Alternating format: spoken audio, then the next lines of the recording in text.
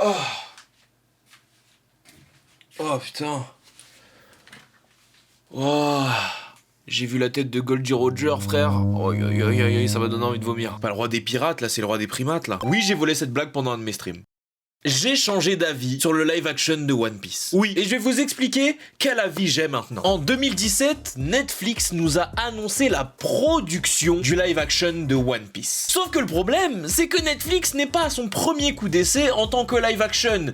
Et on a vu ce que ça a donné avec Death Note. Putain de merde!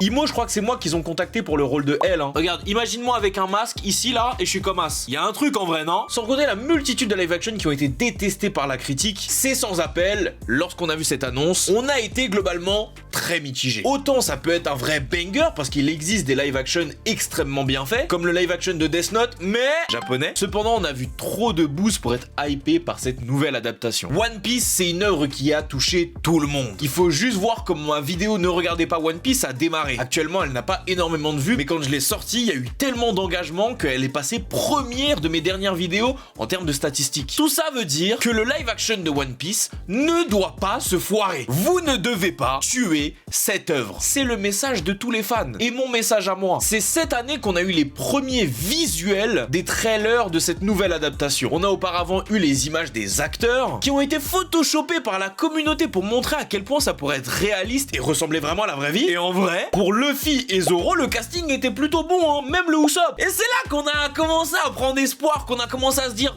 wow, mais attends, ça peut être pas mal en vrai. Et en vrai de vrai, soyons pas toujours néfastes. Essayons un petit peu de voir le positif et attendons de voir les choses. Un live action, malgré qu'on en ait vu beaucoup désastreux, c'est pas forcé que celui-ci le soit. Surtout quand on sait que des live action peuvent être très bons. Et on a eu une bonne nouvelle. On a appris par la suite que Oda lui-même supervisait le projet. Oda lui-même avait un droit de regard sur cette nouvelle adaptation. On connaît les Japonais. On sait leur amour pour leurs propres œuvres et à quel point ils ne laisseraient pas les gens en faire n'importe quoi. Donc c'est tout naturellement, quand on a vu le communiqué d'Oda qui disait que les gars, j'ai vu à quoi ça ressemblait et Imo je valide, on s'est dit le grand Oda valide, ça peut que être stylé. Oda, tu nous as fait un prank.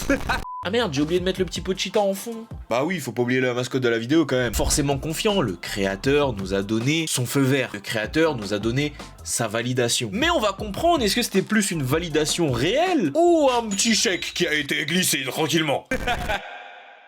À la vue du premier trailer, ma réaction est d'ailleurs toujours disponible sur ma chaîne secondaire, vous pouvez aller le voir, j'ai été extrêmement déçu et très sceptique. Malheureusement, je n'arrivais pas à voir la vibe One Piece. Alors, il y a énormément de gens dans les commentaires qui m'ont taclé parce qu'ils m'ont dit « Mais tu es bête ou quoi ?» Alors déjà, non, respecte-moi, j'ai un bac plus 32. Une œuvre live action ne peut pas coller au manga ou à l'animé. Mais frérot, je sais ça, je ne suis pas bête. Évidemment qu'on peut pas faire les gros yeux des animés. Évidemment qu'on peut faire le giga sourire qui va jusqu'à ici. Je le sais, ce n'est pas la question. Quand je parlais de vibe et d'aura, c'était quelque chose qui dégage l'esprit One Piece. Et je n'arrivais pas à le sentir dans le trailer. Pour moi, ça faisait très brodé, ça faisait très... Je sais pas comment expliquer, mais ça faisait un peu sitcom, en mode... on a des scènes, on tourne dans des endroits scéniques, et ça faisait pas vraiment naturel et bien imbriqué. Je sais pas comment expliquer, mais j'avais vraiment pas l'impression de voir quelque chose qui était inspiré de l'œuvre de Oda, réellement. Malgré tout, j'ai quand même trouvé des points positifs, comme le baggy qui je trouve est extrêmement bien fait, un Zoro avec un super beau costume, les FX du fruit du démon de Luffy vraiment pas dégueu. Donc globalement, mon avis final était que je suis sceptique, mais on va voir. Et là, mesdames et messieurs, on a eu le trailer officiel qui est sorti à l'heure où je parle il y a 11 heures sur la chaîne de Netflix. Au moment où il est sorti, j'étais en plein live avec des potes sur Club Pro pour tout vous dire, et tout mon chat a commencé à s'affoler en disant « Oh mon dieu, c'est dégueulasse, oh mon dieu, what the fuck le Arlong, what the fuck ?»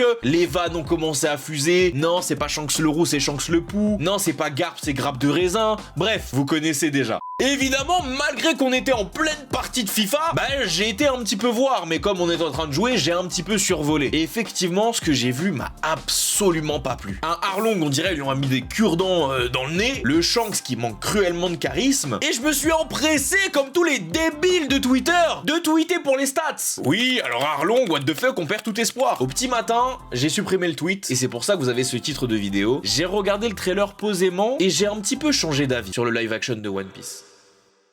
En survolant le trailer hier, je me suis vraiment dit que ça allait être pas ouf. Et en regardant complètement le trailer, j'ai quand même une petite lueur d'espoir parce que je considère que maintenant, le live action de One Piece n'est pas à prendre au sérieux. Toutes les personnes comme moi qui étaient sceptiques et qui disaient que ça allait puer la merde, je pense qu'il faut le prendre d'une manière fun et absolument pas d'une manière sérieuse envers One Piece. Je sais que ça peut sembler péjoratif, mais j'ai l'impression qu'il faut le voir un peu comme une parodie. Et en le voyant comme ça, j'ai tendance à beaucoup plus être hype pour voir justement cette parodie de One Piece. Et je me demande si c'est pas ce que les gens essayaient un petit peu d'expliquer quand ils me disaient mais Mino, ils peuvent pas vraiment coller parfaitement à l'anime ou au manga, même si c'est évidemment pas ce que je demandais, mais je pense que ces gens-là me disaient qu'il fallait plutôt le voir comme une parodie de One Piece, comme une œuvre annexe, une œuvre à côté, qui a sa propre DA, son propre univers, et qui s'inspire uniquement de One Piece, comme si c'était un spin-off, mais au final ce n'en est pas un. Vous voyez ce que je veux dire? Et en voyant les choses comme ça, je me dis que ça peut être appréciable. En voyant les choses comme ça, je me dis que peut-être que c'est comme ça que Oda l'a vu. Et puis mine de rien, même si je le savais déjà, c'est extrêmement dur de reproduire du charisme de certains personnages avec des personnes de la vraie vie.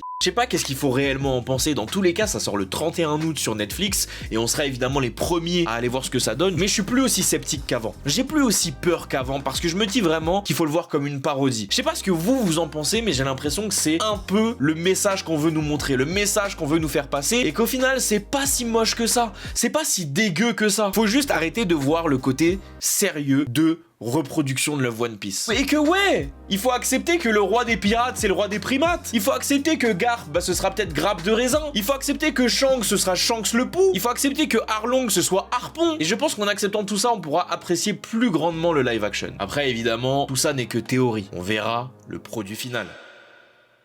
Mais voilà, j'ai changé d'avis sur le live action Netflix de One Piece. J'aimerais savoir votre avis dans les commentaires, n'hésitez pas à me le dire. En ce moment, les vues remontent un peu, peut-être dû au changement d'horaire de ma chaîne YouTube. Merci beaucoup de me suivre et de me faire vivre ce que j'aimerais vivre de manière plus haute. Abonnez-vous à la chaîne, c'est hyper important et en ce moment, il n'y a pas beaucoup de gens qui s'abonnent, mais cliquez sur le petit bouton rouge, ça fait toujours plaisir. Le petit pouce bleu, c'était Mino, on se retrouve dimanche prochain à 15h30. Guettez l'onglet communauté parce que j'aurai peut-être besoin de vous pour la vidéo de la semaine prochaine. Jana!